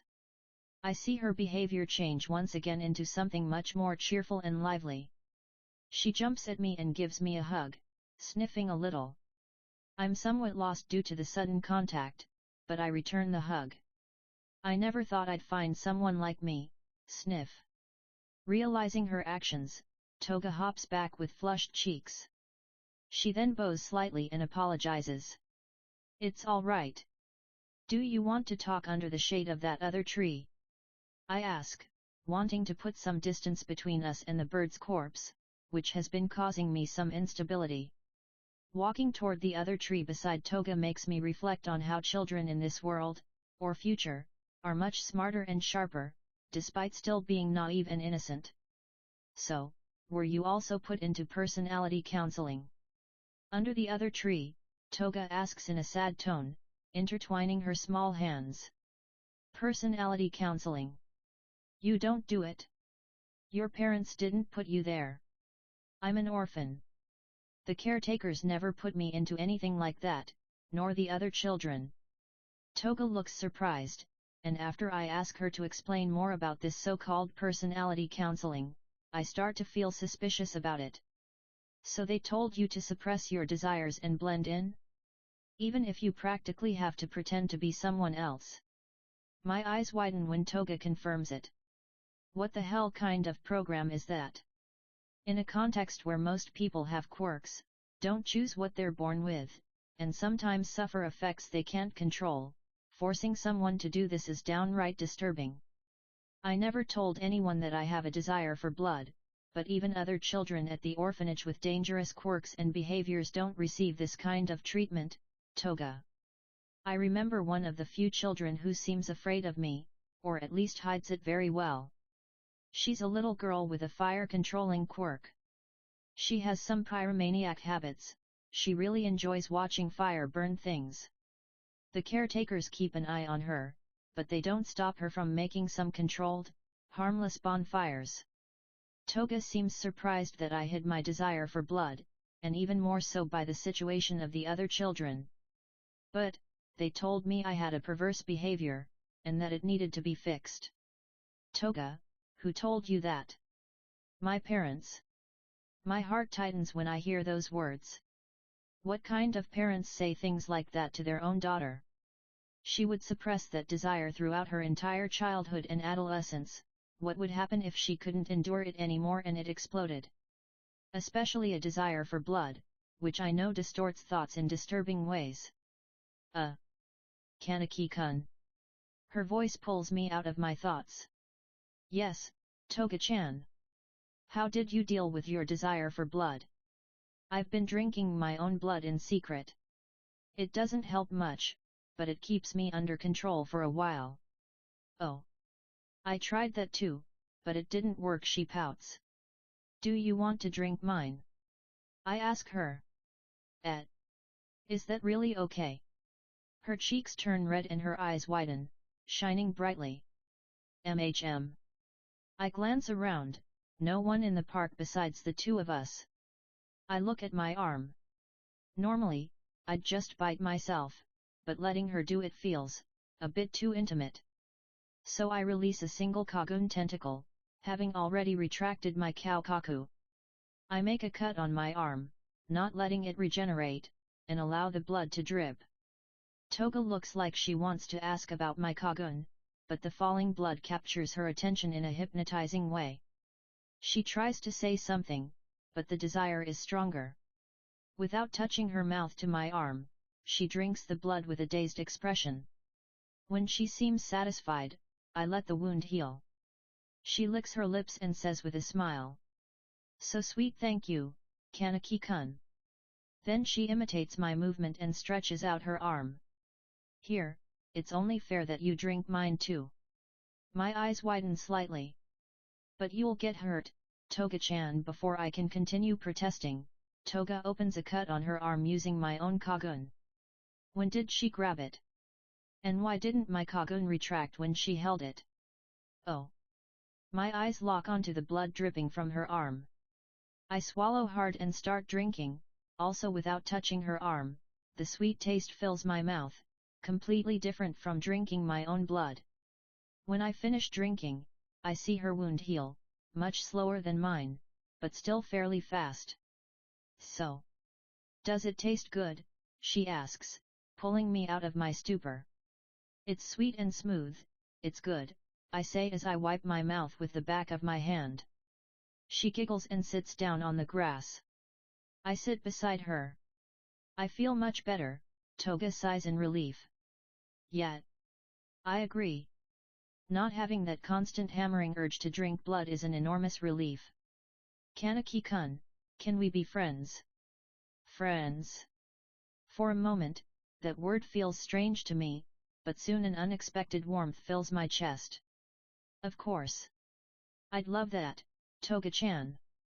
Toga wears a radiant, genuine smile on her face, not hiding her teeth like she does at school, and probably even at home. I smile back at her, both of us showing our fangs under the comforting shade of the tree, both feeling a weight lifted from our shoulders. Ah, she exclaims, remembering what she wanted to ask. That tentacle is your quirk, Kaneki-kun. It is. I release the 4 tentacles of my Kagune, and she watches them in fascination. It's called Kagune. I can also make a tougher one on my arms. I retract my Rinkaku and release my Kaukaku in a form resembling a massive spear on my arm. It looks stronger than before. I think as I observe the healthier shape of my Kaukaku. That's so cool. Mine is transformation. I can transform into the people whose blood I drink. Oh. That's cool too. So you can turn into me. Yes. But. I end up without clothes when I return to normal, so I can't show it, hee. She scratches her cheek, a bit embarrassed. Oh, that's a rather peculiar side effect. We keep talking for a while, until Toga remembers the time. I walk her home, then head back to the orphanage, having to deal with the director's questions about where I had been until now. Chapter 12, 12 Himiko Toga. I didn't have many problems with the director. At first she asked why I was late, but after I said I was talking with a friend, she seemed emotional, too emotional, to be honest. Sigh. While taking a shower, I wonder if I'm being too antisocial. The people I talk to the most are the caretakers and the director. I mean, it's not like I can talk to the kids if they're going to be scared of my eyes. Remembering my eyes, I take a look at myself in the bathroom mirror. They're still black like always, but I don't see the red tendrils inside and around them, and they aren't glowing much either. Well, it seems drinking another person's blood solves part of the problem. The eyes are still kind of scary, but it should be enough to hold a conversation. Now that I think about it, I don't remember Toga looking scared of me. Maybe she ignored it. I'll ask her tomorrow. Finishing my shower, I return to my cramped room, lift the mattress, and count the money I've saved by doing chores for the caretakers. Not bad. If I keep this up, I'll be able to buy a thing or two. The next day, I'm already sitting in my seat, my head resting on the desk, waiting for the teacher to arrive and start the class. Then I feel a poke in my ribs. I lift my head and see Toga waving at me from the seat beside mine. Good morning, Kaneki-kun. Her smile looked shy, but genuine, despite the mask she wore at school. Good morning, Toga-chan. I tried to smile back. I don't know if I succeeded, but the quick sparkle in her eyes suggested that I did. The school day passes quickly. As we leave school, I see Toga waiting for me, and I walk alongside her. Toga, do my eyes scare you? No, they don't scare me. Actually, yesterday I felt a kind of strange sensation when looking at them, but it wasn't fear, she answers softly. I see. Toga, can we meet tomorrow? Since it's Saturday. Sure, where? I'll be at XXX Park at 2 p.m. with the children from the orphanage. They want to play there, and the caretakers will be busy with cleaning, so they put me in charge of watching them. Thinking about it, the director and the caretakers must trust me a lot to give me that responsibility, even though the orphanage isn't that far from the park. I can do it. It's really close to my house, so we'll meet there, she says, smiling normally this time. After saying goodbye to Toga beside her house, I start walking back to the orphanage. I have a few things I want to ask Toga about that personality counseling clinic. It seems really wrong in several ways. I also want to ask her about how her parents treat her. Based on her words, it doesn't seem good at all. The next day, I'm sitting on a park bench watching the children play when I see a familiar figure waving in the distance. Hello, Kaneki-kun. Toga waves her arm above her head excitedly. Hi, Toga-chan. How are you? She sits down beside me on the bench, nodding in agreement. I wanted to ask a bit about the situations you've been going through. Is that okay? She nods, even though she looks a little anxious about talking about it. Do you remember the name of the clinic your parents put you in? It's Ayakurakawa. I think that's also the psychologist's name.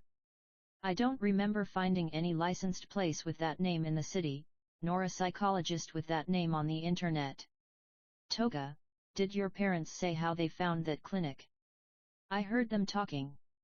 My dad said a coworker recommended it. Why? Her innocence makes my chest tighten. Toga, maybe that place. I'm interrupted by a commotion at the playground. I see some older boys intimidating the orphanage kids. My eyebrows twitch slightly. Red tendrils appear in my eyes as I speak to Toga while standing up. Stay here. I'll be right back. POV Willow, an orphanage child. And what are you gonna do? Call your parents? Oh right, you don't have any. Ha ha ha. I feel my body tremble with anger as I hear the bully talking to me and the other orphanage kids. Ha ha ha. The other two boys join in laughing. My eyes start to water, and I can see the others in the same situation. Leave them alone. After hearing the familiar voice, I feel a gentle touch on my shoulder, pushing me slightly aside. We're not afraid of you. The bully's bravado crumbles when he sees Kaneki's eyes, glowing with a rage I've never seen him show. I see the bully's hand, trembling, start forming a ball of water. Before I can warn him, Kaneki activates his own quirk. 4 red, scaly tentacles rise up, almost twice his size. Even in daylight, he looked like a nightmare monster. And yet, I felt safe beside him. The sight of the threatening quirk makes the bullies run away. When we can barely see them in the distance, Kaneki sighs and looks at us. His eyes no longer seem threatening, and his tentacles dissolve into beautiful red fragments. Are you all okay? Before he can finish the sentence, I hug him tightly. Thank you, big brother. I feel him freeze for a few seconds, then he gently pats my hair. You're welcome, Willow. You can go back to playing, just don't burn anything, okay, young lady. I stick my tongue out at him as I turn back to the other kids, all of us smiling now. POV Kaneki. Big brother, hey. Scratching my head, I turn back to the bench, only to see Toga with a smile stretching from ear to ear. You're really good with them, she says, looking at me as I sit beside her. I try, but most of them are afraid of me. Anyway, Toga, back to the topic.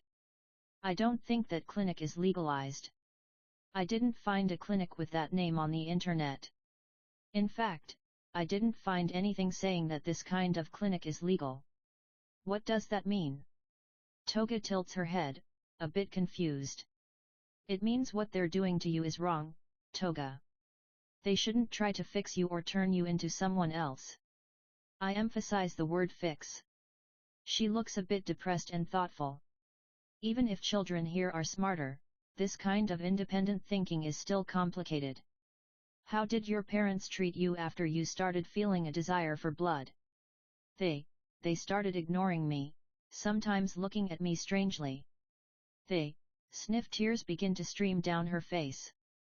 I move closer and gently pat her head, which seems to help a bit, and she continues. It started when I brought a dead little bird to show them. I wanted them to see the pretty red of its blood.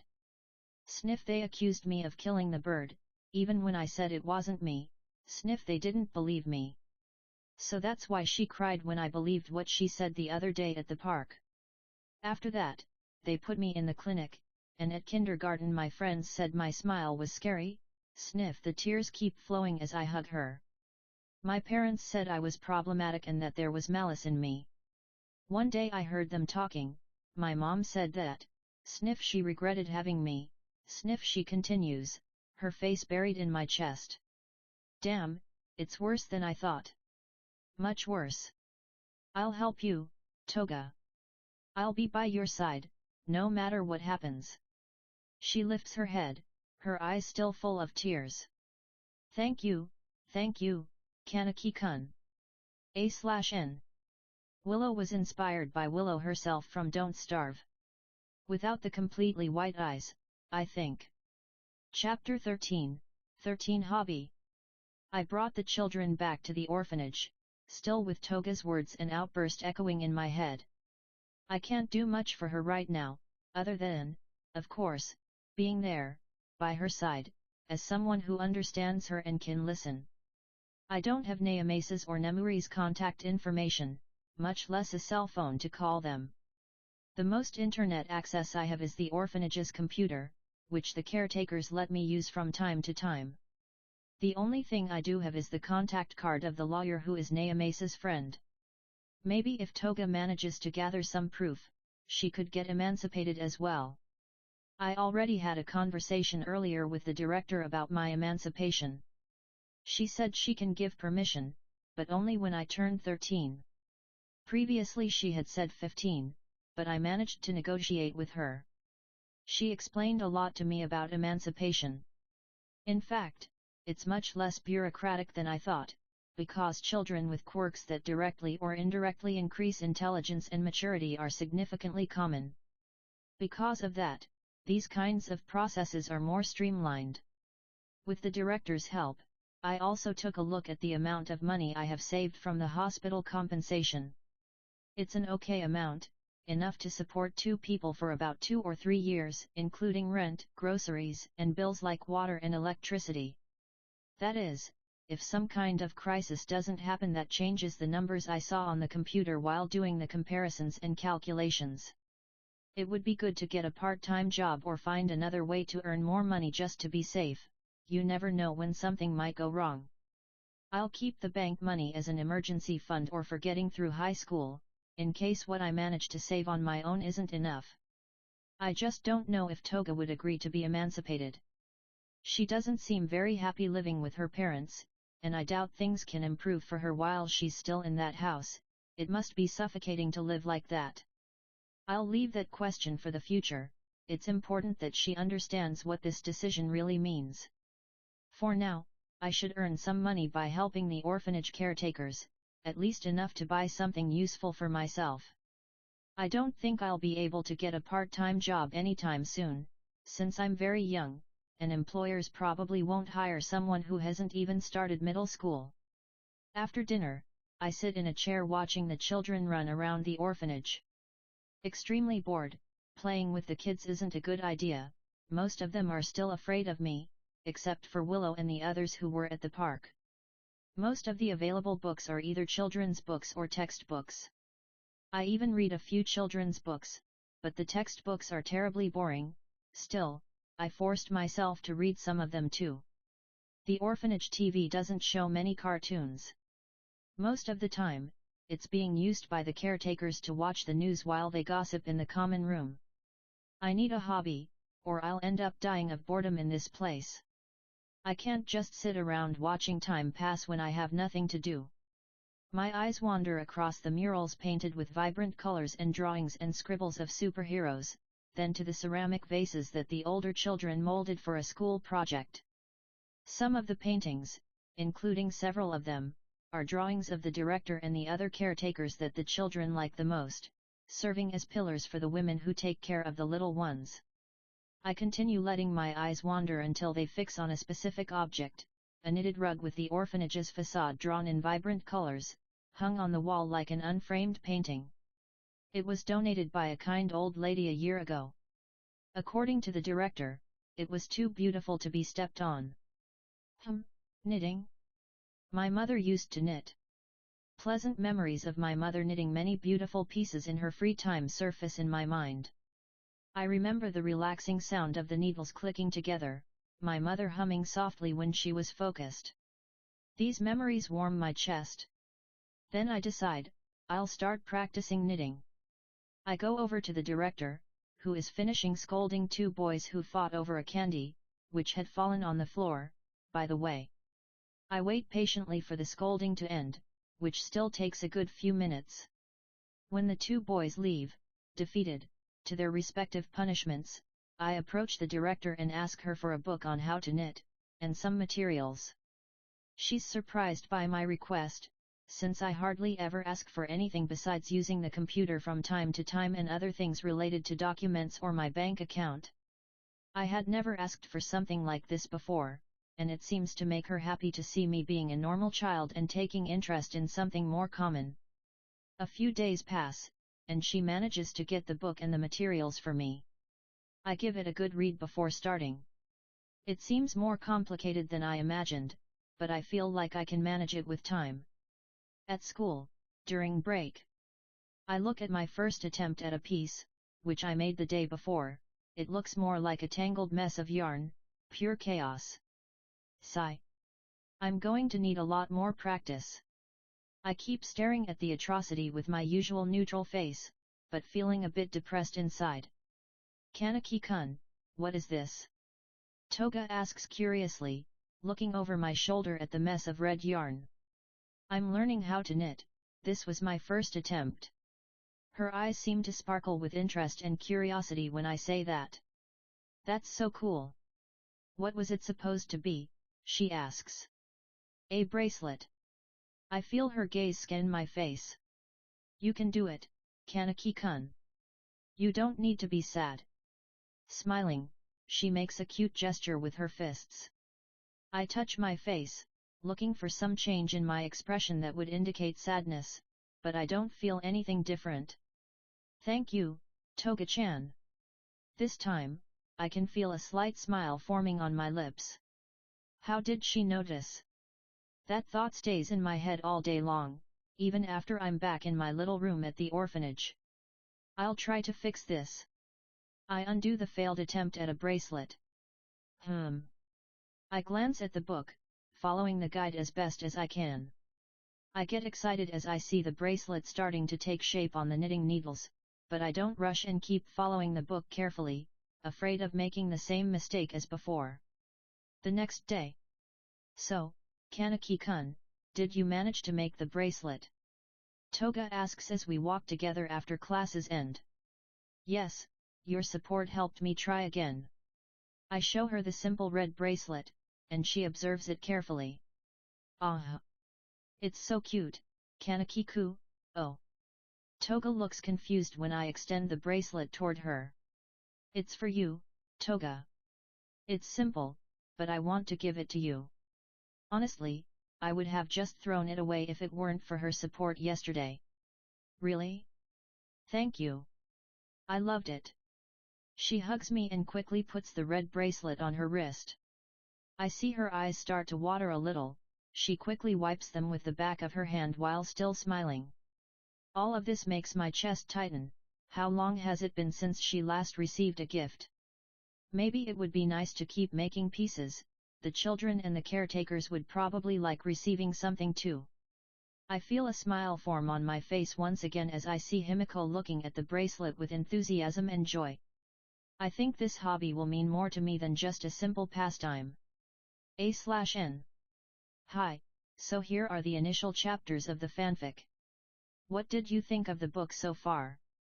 If possible, rate the book and leave me a comment. Don't forget the power stones. Thanks. Chapter 14, 14 Farewells and Vigilantism. A/N, since the book far exceeded my expectations, I decided to post this chapter ahead of schedule. Thank you so much for your support. See you on Wednesday 3. Ken Kaneki 12 years old. I started my emancipation process. The lawyer Naomasa recommended was more than happy to help after I mentioned Naomasa. I told him about Toga's situation, and he said he could help her with her emancipation as well. He didn't even charge for the service. According to him, Naomasa had already said years ago that he could put it on his tab. I managed to talk to the detective using the lawyer's phone and didn't spare any thanks for the guy who helped me so much. I started calling Toga by Himiko, or Himi sometimes. In Japan, calling someone by their first name is a sign of a close relationship. We became good friends. She keeps calling me Kaneki, she says it sounds better than just Ken. We have been drinking each other's blood every 1 or 2 weeks to maintain our control. But since we turned 10 years old, our interactions have been getting a little strange. Maybe it's because of pre-adolescent hormones messing things up. I find myself thinking about her a lot. Himiko has been a very strong support for me, and to this day she still wears the knitted bracelet I gave her years ago. I've been able to express my emotions much better when I'm with her. I feel like it's already time for me to tell her why I have so many scars on my arms, or why my face is almost always neutral. My reflection is interrupted by a few soft knocks on the door. I get out of my bed and open it. Standing in front of me is a little girl with black hair styled in pigtails, hugging a knitted bear. Willow? Is it time already? I ask softly to the little girl, who already has tears in her eyes. She nods in confirmation. Big brother, sniff. She whimpers. It's been like this for a few days since she found out she was going to be adopted. She was happy, of course. The couple who adopted her were very kind. They were having difficulties having children, so they decided to adopt. Goodbyes are always difficult, especially for children. I pat her head and walk with her to the orphanage entrance, just like I promised I would yesterday. She wipes her tears with the back of her hand. All the children and caretakers are already gathered to say goodbye to her. Willow says goodbye to each of them. When it's my turn, she takes an envelope from the director, hands it to me, and gives me a tight hug. I wish her the best with a genuine smile. The farewell ends, and Willow is taken to her new home. I know she'll be fine, since the orphanage is well regarded and would hardly allow a child to be taken by a bad family. I return to my room and open the envelope. Inside is a drawing of me and Willow holding hands and smiling. I'm with my rinkaku released, and Willow has a small flame in one hand. On the floor, next to us, is the teddy bear I made for her. The drawing is made in the best way a child can, full of vibrant, colorful tones. Written below the characters are the words, "Best brother in the world." Drib. A tear falls onto the drawing. I quickly move to wipe it away before it ruins it, until the realization hits me. Am I crying? I run my fingers along the wet trail on my cheek, a single tear. Instead of wiping it away, I let it soak into a small part of the drawing, which ends up slightly distorting one of my Kagune's tentacles. I'll treasure it, thank you, Willow, I say to myself with a wide smile on my face. A few days pass. I take a look at the things I bought over the past few days with the money I saved: an oversized hoodie, a pair of gloves, a balaclava, sunglasses, and a pair of sneakers, all black, to blend in as much as possible at night. I decided to get more money by playing Robin Hood, taking money from traffickers and criminals. But instead of giving it to the poor, I keep it for myself, but I am poor, so it should still count. I put on the improvised outfit and look at myself in the small mirror in my room. The glasses hide my eyes well, but when I turn off the light, I can see a subtle red glow from my pupils through the lenses, forming a somewhat frightening figure, which works just fine. I sneak out of the orphanage and start moving along the rooftops of the alleys, searching for a target. I jump from alley to alley with ease, as if I've done this my whole life.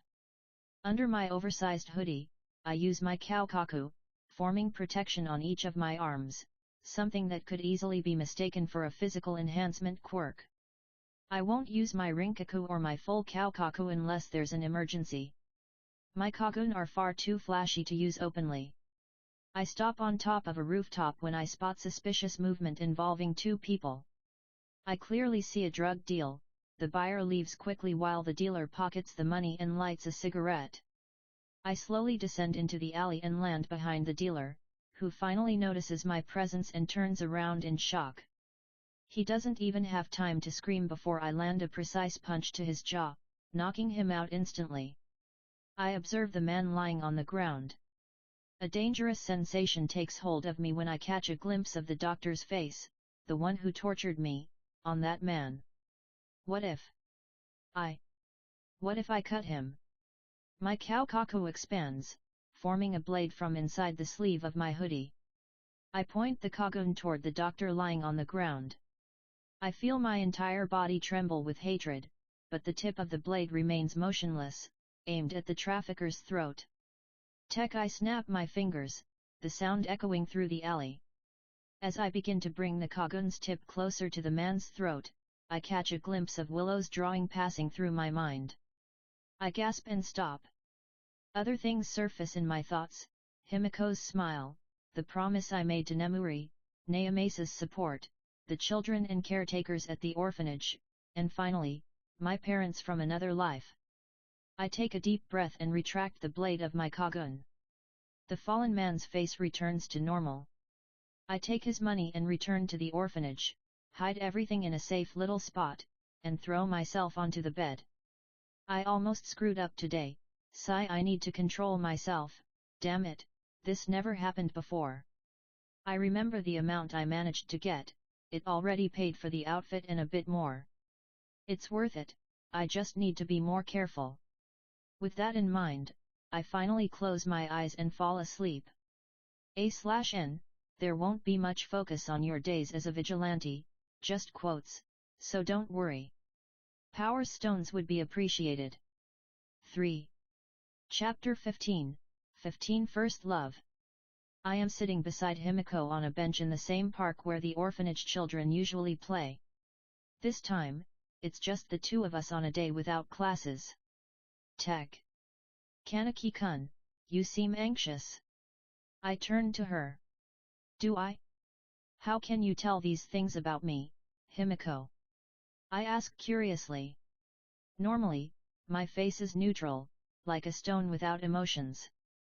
Hehe, you're more expressive than you think, Kaneki-kun. When you're nervous or anxious, you start snapping your fingers. When you're happy, you get noticeably more relaxed. When you're embarrassed, you look away and the tips of your ears turn red. When you find a situation strange or absurd, you raise a single eyebrow just a little, she continues. It's really funny, haha. Himiko seems to realize the weight of her own words. She looks away, her face flushed, while playing with the tips of her blonde hair. My god, I'm in love, I think, looking away, probably with the tips of my ears red as well. I try to compose myself a bit before returning to the topic I wanted to discuss with her. Himi, actually, I wanted to tell you something, it's about my scars. She nods seriously. She had already asked about them before, but I told her I wanted to talk about it another time. I take a deep breath. I never really told anyone what I went through. Naomasa and Nemuri already knew when they met me, so they never really asked me to explain how I felt about all of it. As you know, I came from Brazil. She nods. My parents were drug users. I supported myself by begging on the streets. At some point, they sold me to a human trafficker and were killed by him shortly after. Himiko places her hand over mine. Then I was brought to Japan and sold to a man, a former doctor. I feel the words starting to get harder to say. And he tortured me. I look at my other trembling arm, filled with scars. Tech. He cut my arms, broke my bones. I feel my breathing falter a little. I screamed in pain, but then I just stayed silent, waiting for everything to end. I feel Himiko's hand trembling against mine. Tech. He amputated my fingers, burned my skin, opened my chest and removed my organs. It becomes harder and harder to continue, but Himiko deserves to know. Tech. All of that. I feel my eyes watering. Without anesthesia. I felt everything. My cheeks start to get wet. I'm crying, again. Sniff. I hear a sniffle beside me. I turn and see Himiko crying. Kaneki-kun. She says in a tearful tone, and then she pulls me into a tight hug. We melt into the long, warm embrace. I feel the trembling in my body fade away, along with the invisible weight I've been carrying until now. Thank you, Himi. I say, but I only receive a muffled hum from the other side, still recovering. Ken Kaneki 13 years old. After our conversation, I asked Himiko if she also wanted to be emancipated. She accepted without hesitation. A few days later, I handed her a small voice recorder, which she has been using to record her parents' negligence, serving as evidence to help with her emancipation. I've already spoken with my lawyer, and it seems like everything will work out. Despite all that, emancipation isn't what has been occupying my mind lately. I'm going to confess to Himiko and ask her to be my girlfriend. Given our relationship, I should be sure she'll accept, but I can't help feeling nervous. Himiko changed her hairstyle. Before, she used to leave her hair loose, now she ties it into 2 buns. She became very cute. I also liked her previous look, but she wanted to change, so I supported her. I decided to knit a scarf for Himiko and ask her out when I give her the gift.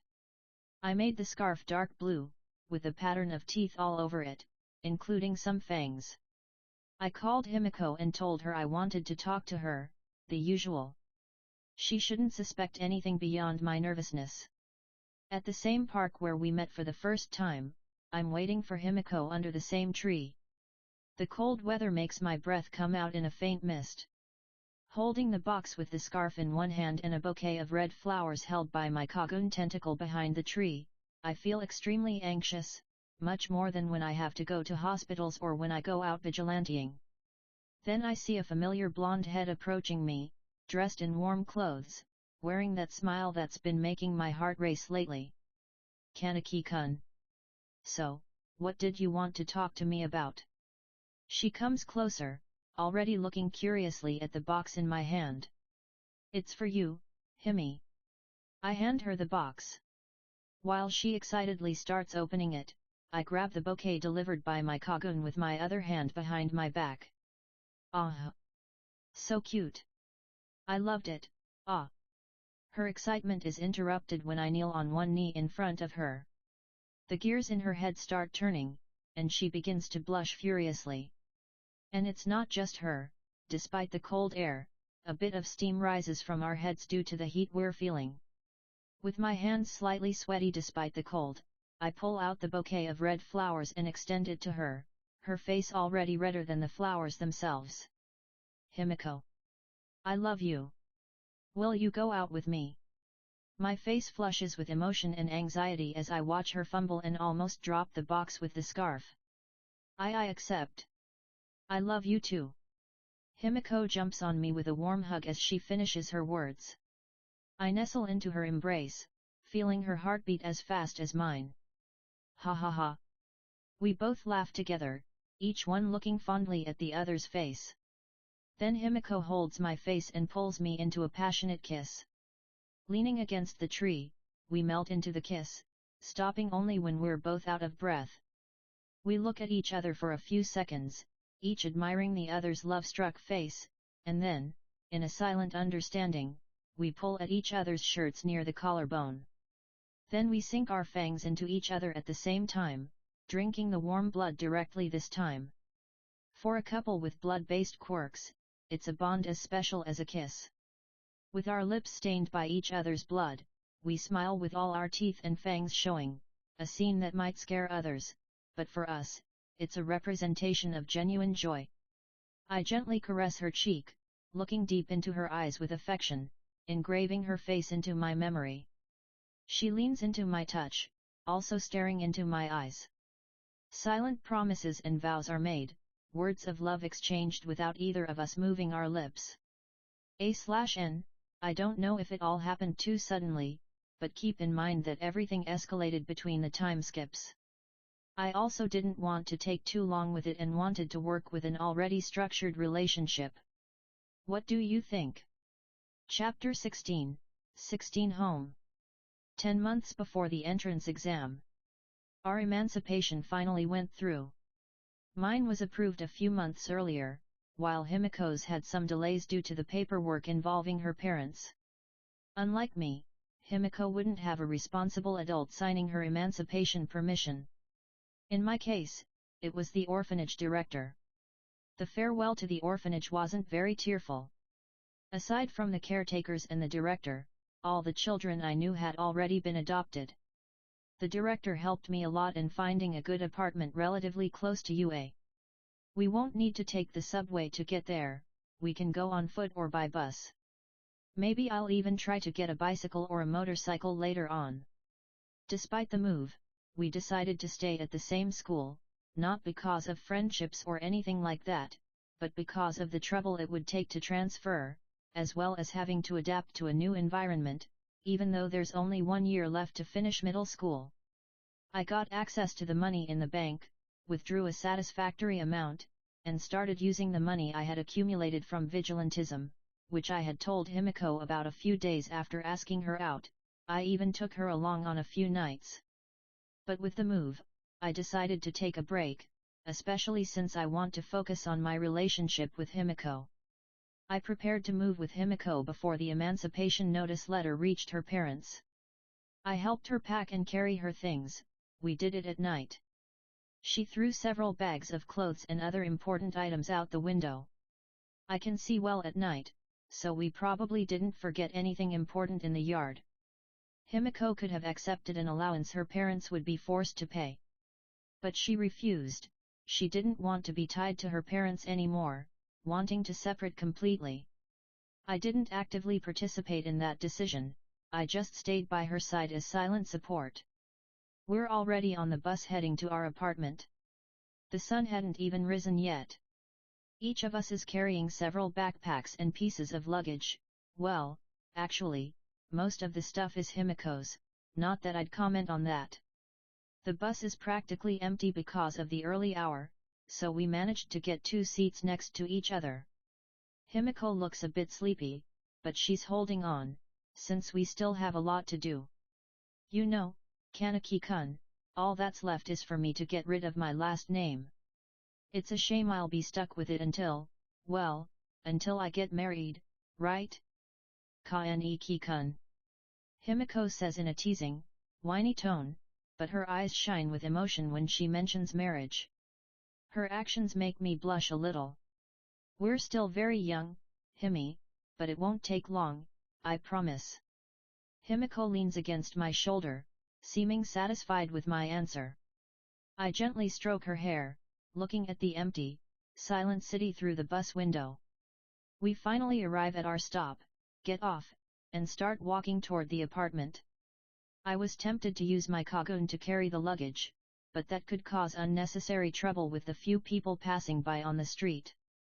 So I just took the heavier things, letting the sleepy Himiko take it easier.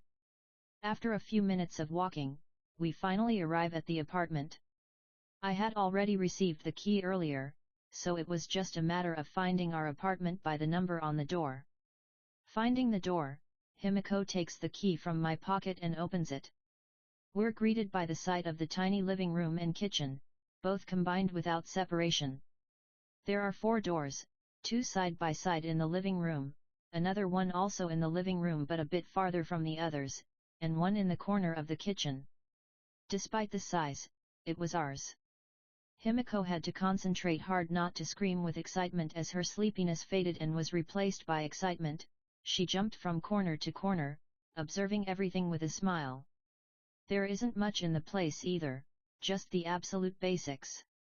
At first glance, you can see a sofa, a table, and 2 plastic chairs, a microwave and a stove. No cutlery, glasses, plates, or pans, we'll have to buy those later. The door in the corner of the kitchen leads to a mini laundry area. It's a cramped space with some shelves on the walls and a clothesline. It's enough to fit the washing machine that came with the apartment and hang clothes to dry. No cleaning products or anything on the shelves, more items for the shopping list. The farthest door in the living room leads to a small bedroom with just a single bed without a mattress and a small wardrobe. We decided to use the room as storage for now. One of the living room doors leads to the bathroom. It has everything a small bathroom could need, maybe the fanciest thing is the shower box. No toilet paper or basic hygiene products, added to the shopping list. The door next to it finally leads to our bedroom. There's a small double bed and a medium-sized wardrobe. Running a finger inside the wardrobe shows that it's, like almost everything in the apartment, covered in dust. We'll have to clean everything before using it. Himiko nods, but I can see she's quite tired from the trip. So we just leave everything in the living room, and I change the bed sheet. Let's sleep a bit before we organize things, Himi, I say. She just throws herself onto the bed. To be honest, I'm also kind of groggy from lack of sleep. I lie down beside Himiko. We try to find a good position to sleep on the narrow bed and end up spooning. Despite the initial embarrassment, it's undeniably comfortable. Even though the mattress isn't very good, each other's warmth is comforting. It's a bit embarrassing, but I like it, I hear Himiko say as she starts to fall asleep. I smell her shampoo, which makes me snuggle closer to her, and soon enough, I fall asleep too, despite the new situation. We wake up and have our first meal in the new home, 2 packs of filled cookies and a bottle of water for each of us. Since we didn't buy food or cutlery yet, things will go out to get right after cleaning and organizing the house. A gallon of water, toilet paper, soap, MMMPH. My listing for shopping is interrupted by a strawberry cookie being placed in my mouth. I look to the side and see the culprit casually eating. I extend one of my cookies to her while continuing to write down what we need to buy. She accepts without thinking twice, almost biting my finger along with it. By the end of the day, we bought everything necessary: food, water, hygiene, and cleaning supplies.